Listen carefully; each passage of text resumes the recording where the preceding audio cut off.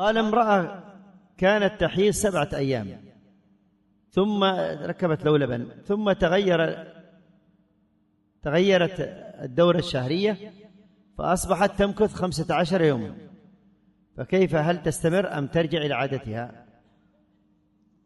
شوف، لاحظ أن المرأة إما أن يكون لها دورة شهرية حيض أيام معينة وهي تعرفها، ثم بعد أن تطهر تأتي لها الاضطرابات، فهذه تمسك على الأيام معينة.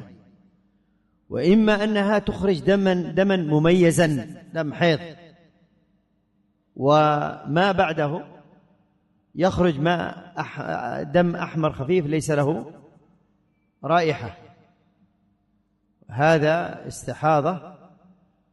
وإما أنها من أول ما حاضت وهي مضطربة في حيضها، فمثل هذه تسمى المبتدئة، فتنظر إلى زميلاتها وقريناتها من أهل البلد. فعلى هذا إذا كانت المرأة قد حاضت 15 يوما وكانت تحيض 7 أيام، فإننا نقول لها إذا كان بعد 15 يوما تخرج القصة البيضاء فانتظري إلى 15 يوما ثم اغتسلي وصلي.